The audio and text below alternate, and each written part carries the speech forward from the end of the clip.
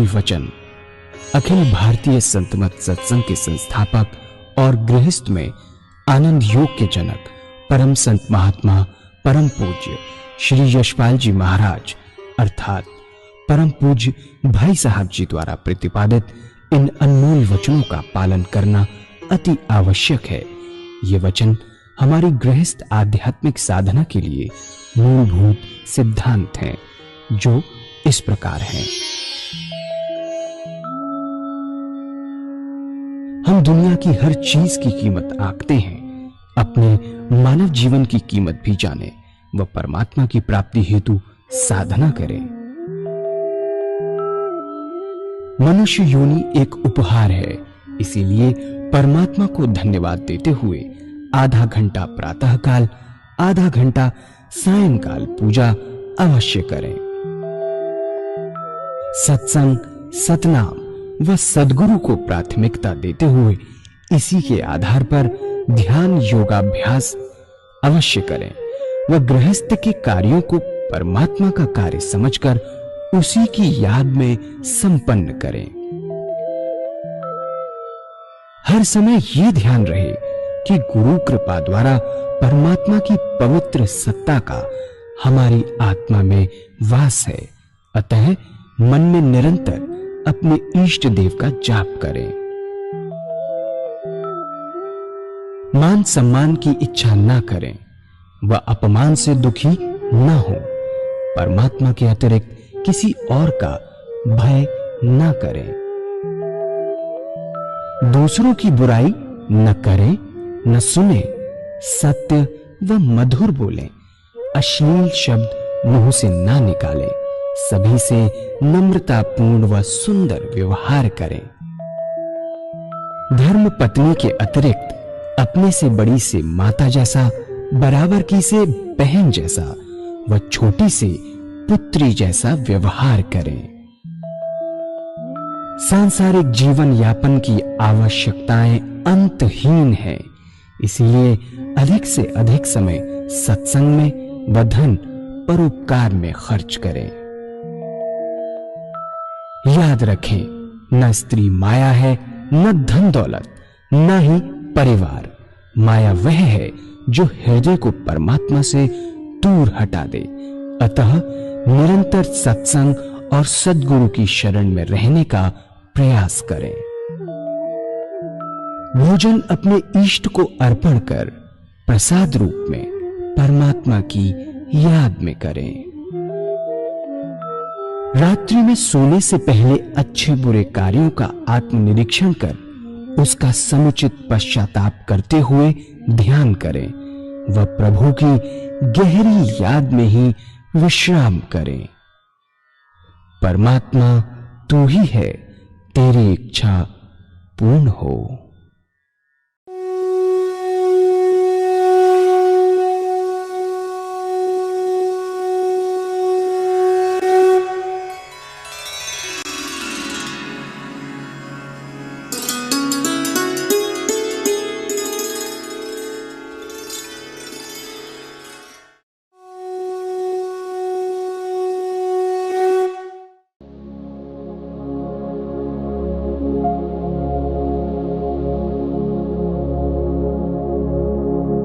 जय सद्गुरुदेव जय पद शरणम श्रेयस्वरूप चरणों शरणम जय सद्गुरु।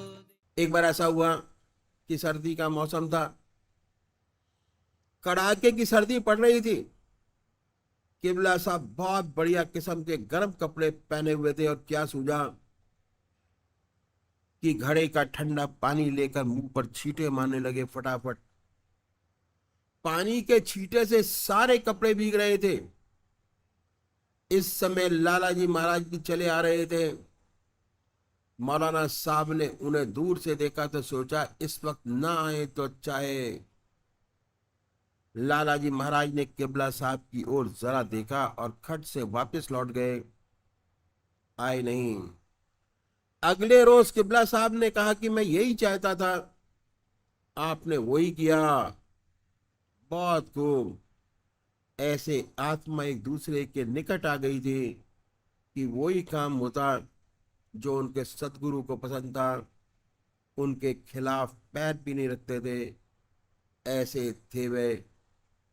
महात्मा जी के लड़के को पले की गिल्टी निकाल आई। कितना गुरु प्रेम था, कितना लगाव था। ये सोचा पता नहीं क्या हो जाए, कहीं अपने पीर के दर्शन न कर सकूं। ये तो होता ही रहेगा, जो होना था सो होगा। अपने छोटे भाई को कहा कि डॉक्टर को बुलाओ, दिखाओ और दवा दो। वो रोजाना जाया करते थे अपने गुरुदेव के दर्शन करने के लिए। उन्होंने कहा कि अभी आता हूं, और दर्शन करने चले गए। तो किबला साहब चौंक गए और पूछा सब खैरियत तो है? आपने उत्तर दिया अल्लाह का फजल है। किबला साहब ने फरमाया आप आए हैं तब हम आपके साथ चलेंगे। फिर किबला साहब आपके साथ आए, घर गए और सुबह तक गिल्टी पर हाथ रख के बैठे रहे, जब तक मैं गिल्टी बैठ नहीं गई और बुखार उतर नहीं गया। ऐसे वह सदगुरु थे, ऐसे वो शिष्य थे। दोनों की आत्मा में कितना निकटता होगी इसका अंदाजा लगाना नामुमकिन है। 1 साल बाद पूर्ण अधिकार आपने लाला जी महाराज को अता फरमाया और आज्ञा दी कि मैं चाहता हूं कि आप मेरे मिशन को दुनिया के सामने ले जाओ, पहुंचाओ। उन्होंने अपने आप इस मार्ग में धकेला जबरदस्ती। वह नहीं चाहते थे कि आप अपने पीर के सामने ऐसा करें। लाला जी महाराज में ज्ञान प्रदान था, वो ज्ञान की मूर्ति थे। उन्हें बड़ी गंभीरता थी। लोग कहते थे कि 10 15 20 मिनट से ज्यादा उनके पास कोई बैठ नहीं पाता था, इतना तेज था। महात्मा रघुबर दयाल जी महाराज तो प्रेम की मूर्ति थे, प्यार की। उनका जो सत्संग होता, उस सत्संग की कुछ विशेषताएं थी, वह मैं आपके सामने रखूंगा। पहली बात यह थी कि आपका दरवाजा हमेशा खुला रहता। वे कहते थे कि अल्लाह का दरबार है, सब अल्लाह के बंदे हैं, हर कोई आ सकता है, अच्छा या बुरा, कैसा भी व्यक्ति क्यों ना हो, उनके लिए दरवाजा खुला रहता। बिना रोक टोक के आ सकता था। आने की कोई फीस नहीं थी, कोई सब्सक्रिप्शन नहीं था। दरवाजा 24 घंटे खुला रहता था। ये पहली बात थी। और दूसरी बात यह थी कि आप तो देख रहे हैं कि आजकल बहुत बदला हुआ समय है, ताकत है, तकिया है। उनके जमाने में ये कुछ भी नहीं था। सीधा साधा जमीन पर बैठते, वह खुद शारीरिक सेवा भी करते और आध्यात्मिक सेवा भी करते थे, दोनों सेवाएं। यह विशेषता थी। एक पंडित जी थे, वे कह रहे थे कि वे उनके पड़ोस में रहते थे। जब घरवाली गांव चली जाती तो मेरे मकान की तारी ले लेते और बहाना करते कि भाई सत्संगी भाई आते रहते हैं, उनको ठहरने में दिक्कत होती है तो उनको ठहरने में अच्छा रहेगा। लेकिन सत्संगी तो कोई आता नहीं था। क्या होता कि उनकी बहू आती, बर्तन साफ कर जाती, फर्श पर पोछा लगा जाती। जब ये शाम को आते, देखते तो दुखी हो जाते। महाराज से कहते कि महाराज हमारे झूठे बर्तन क्यों साफ कराते हैं, पाप लगाते हैं। तो कहते हैं नहीं भाई नहीं, जैसे हमारी लड़की की बहू रानी वैसे आपकी बहू रानी। इसमें क्या बात है? इतना सेवा का भाव था। उस जमाने में कुआं था, नल तो थे नहीं। मेहमान आते वैसे तो पानी भरने नहीं देते। जब सब सो जाते तो पानी भरकर तैयार कर देते ताकि सुबह किसी भी मेहमान को दिक्कत ना आए, आराम से पानी मिल जाए और स्नान कर सके। इतना सेवा भाव था। गाय थी। जब सब सो जाते तो सभी के गिलास उठाकर साफ करके रख देते। गाय की कुट्टी कभी सामने नहीं काटते थे, क्योंकि भाई लोग काटने नहीं देंगे। जब सब इधर आधर हो जाते तब काटते। ऐसी सुंदर भावना थी, इतनी ऊंची भावना थी। आध्यात्मिक सेवा, ये भी सेवा आपके सामने रखेंगे कि कैसी सच्ची सेवा उनसे बनी। ये तो उनका व्यवहारिक जीवन था और उन्होंने इसको कितना निभाया। सत्संग में तो 10 व्यक्ति हो गए, आने लगे तो एक व्यक्ति सुबह उनके घर आता, पैर छूता और रात को गलत काम करता। ऐसा चलता रहा। लेकिन कुछ दिनों बाद जो सत्संगी भाई आते, उन्होंने ऑब्जेक्शन करना शुरू कर दिया कि महाराज जी, हमारे सत्संग की बहुत बदनामी हो रही है। लोग कहते हैं कि अजब महात्मा है, जो आदमी रोज गलत काम करके आता है सुबह पैर छू लेता है।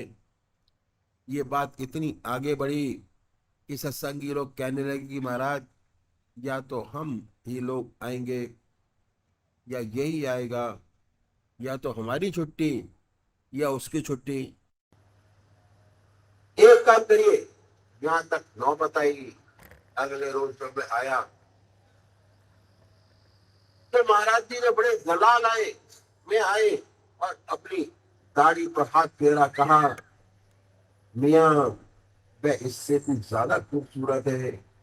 बस यही आपने कहा, और न मालूम उसने क्या देखा कि हमेशा के लिए उसका जीवन बदल गया।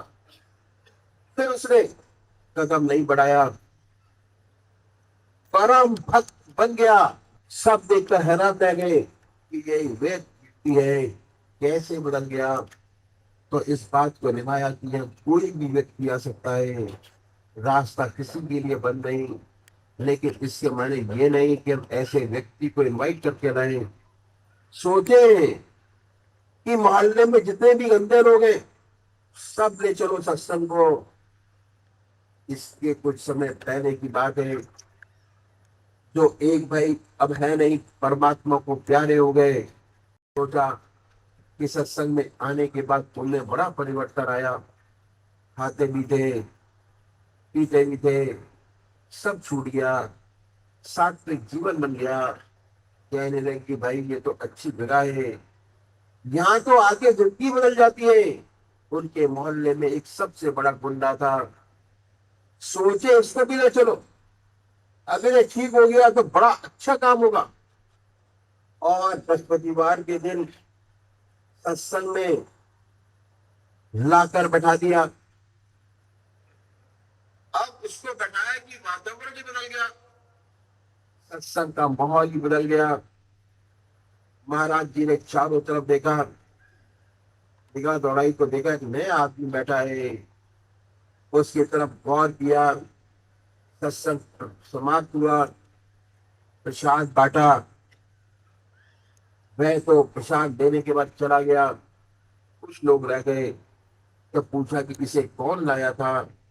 बोले, साहब, मैं लाया हूँ। महाराज ने कहा कि अच्छा, इसमें आपने क्या खास बात देखी। ईश्वर भक्त है, बड़ा जिज्ञासु है, बड़ा भक्त है, क्या बात आपने पाई जो इसे आप यहाँ ले आए। वह बोले कि पूजा पाठ तो कुछ नहीं है, मोहल्ले का सबसे बड़ा गुंडा है। मैं इसलिए लाया था कि अगर ये ठीक हो गया, सुधर गया, तो मोहल्ले गुंडों से साफ हो जाएगा। आपने फरमाया कि खैर कोई बात नहीं, ले आए तो ले आए, कोई फिक्र की बात नहीं, पर अब इसे इनवाइट मत करना। आपने उसको दरवाजा दिखा दिया। अब उसे दरवाजा दिखा दिया, बराबर आता रहेगा, नहीं उसके भाग में नहीं है तो नहीं आएगा। उसकी मर्जी पर आप उसे छोड़ दीजिए, लेकिन मैं नहीं आया। इसलिए इसका मतलब ये नहीं कि ऐसा मैला कपड़ा लाए कि साबुन घिसते ही रहे, पता नहीं साफ हो पाएगा कि ना हो पाएगा। परमात्मा जिसे भेज दे और ऐसे सरकमफ्रांसेस बने वे आने लगे तो उसका बड़ा सुधार हो जाएगा। एक बार इंसिडेंस उनकी जीवन का मुझे याद आ गया। एक सत्संगी भाई आते थे, उनसे कोई बड़ी बड़ी भारी गलती हो गई और लाला जी महाराज को पता चल गया। वे बहुत नाराज हुए, कहा कि तुम यहाँ से चले जाओ, निकल जाओ, कभी दोबारा इधर कदम मत रखना। लाला जी महाराज कह तो गए, लेकिन ये बात तो टूटी जा रही थी कि यहाँ कोई भी आ सकता है, कैसा भी आ सकता है, मनाही किसी के लिए नहीं है। पर रोक लगाने लगने जा रही थी। जहां ऐसे व्यक्तित्व होता है, उनके जो साथी हैं वह भी बड़े ऊंचे होते हैं। और उस भाई ने क्या किया कि बैठक से उठे और घर पे चले गए। चौके में जाकर पूज्य माता जी के चरण पकड़ लिए और चरण पकड़ के कहा कि माँ, मुझसे बड़ी भूल हो गई, इसमें कोई शक नहीं। अगर बाप बच्चे को धक्का मारकर घर से निकाल दे तो क्या माँ भी ऐसा कर सकती है? माँ ने उत्तर दिया, नहीं, तब नहीं निकलोगे, हरगिज नहीं। माँ अपने बच्चे को नहीं निकाल सकती। चौके में बैठा दिया और ये भी नहीं पूछा कि क्या हुआ। सत्संग खत्म हुआ, लाला जी महाराज घर के अंदर आए, देखा कि ये साहब चौके में विराजमान है। बोले, अरे तुम यहाँ कैसे? माँ बाहर आई और बोली कि बाप नालायक बच्चे को धक्के मार के घर से बाहर निकाल सकता है, लेकिन माँ का हृदय अपने बच्चे के साथ ऐसा नहीं होने देख सकता। यही रहेगा। लाला जी महाराज आंखों में आंसू आ गए, उन्हें होश आया, कहने लगे, देवी आज तुमने हमें भी बचाया और हमारे सत्संग को भी बचाया। ऐसा जीवन था लाला जी महाराज का एवं पूज्य माता जी का। जो लाला जी, जो लोग आपके संपर्क में आए, ये वही बता सकते हैं कि क्या अनुभव हुए। ये तो बहुत थोड़े जो सेवक को पता चल सका आपके सामने रखे। लाला जी महाराज के गिने चुने लोग को तैयार किया और ये कहते रहे कि मुझे ऐसा कोई भी नहीं मिला जिसको मैं अपनी सारी विद्या प्रदान कर सकता। बड़ा अफसोस था। कई लोगों को प्राप्ति हुई जिन्होंने बड़ा काम किया। ये जो आपको नजर आ रहा है, ये उनका लगाया हुआ पौधा है, फल फूल रहा है। कोई बहुत अभ्यास नहीं कराए, ऐसे ही सोबत में दे गए। एक भाई ने अपने जीवन की घटना सुनाई, कहने लगे कि आप किस्मत समझो कि आप बड़े भैया दत्ता जी महाराज के चरण में पहुंच गए। उनके मुकाबले का कोई महात्मा नहीं है। बहुत फॉर्चुनेट हो, भाग्यशाली हो, लेकिन याद रखना, उनके चरणों को छोड़ना मत, सब कुछ पा जाओगे। बड़े दर्द भरे दिल से ये बात कही कि महात्मा रामचंद्र जी महाराज की हमारे ऊपर बड़ी कृपा थी। हम तो उनके पड़ोस में रहते थे। उस वक्त लाहौर में पढ़ रहा था और मुझे ताश खेलने का बड़ा शौक था। ताश खेलते और छुट्टियों में जो घर आते तो लाला जी महाराज कहते कि भाई देखो, ताश नहीं खेलना चाहिए, बहुत खराब चीज है, ताश खेलना बंद कर दो।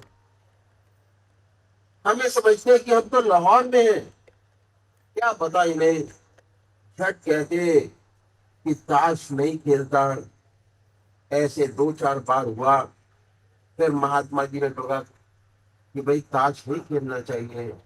नहीं माने, कहने लगे कि नहीं खेलते। तो बोला, अच्छा इस तारीख को इनके साथ कितनी बार खेला, उस तारीख को फलाने के साथ कितना पैसा खराब किया। जब ये कहा तो उनके पैरों पर गिर गए। ऐसी उनकी हमारी ऊपर कृपा थी, लेकिन फिर भी हम उनको समझ नहीं पाए, दिल से बात कह रहे थे। एक बार का वाक्य हुआ कि उनके बहनोई रामपुर निवासी रामगंगा में, रामपुर के पास जब रामगंगा चढ़ती है तो उसमें भंवरें पड़ती हैं, और उन्होंने, उनके बहनोई साहब को तैरने का बड़ा शौक था।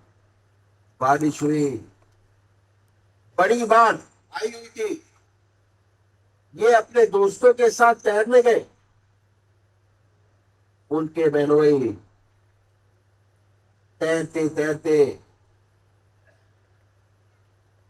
एक भंवर में फंस गए, और क्या हुआ, भंवर इतनी तेज थी कि उन्हें नीचे ले जाती, कोशिश करके बाहर निकलना चाहे पर फिर नीचे चले जाते।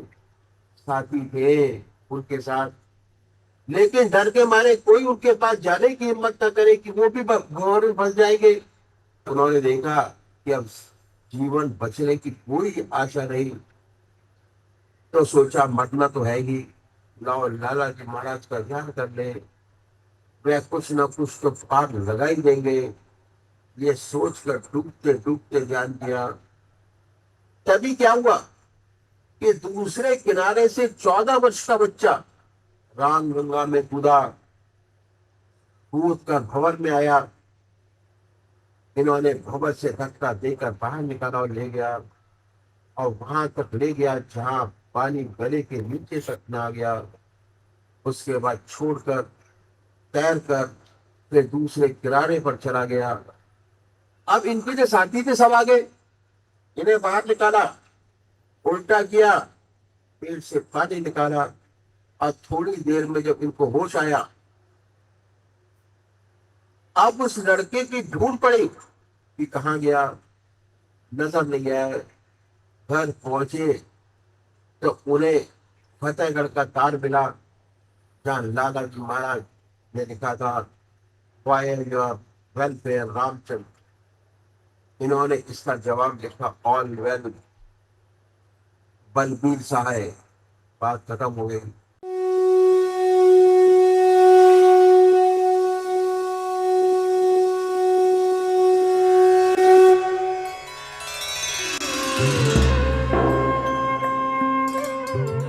ध्यान योग के कार्यक्रम आनंद योग से निशुल्क जुड़ने के लिए संपर्क करें 9810239677।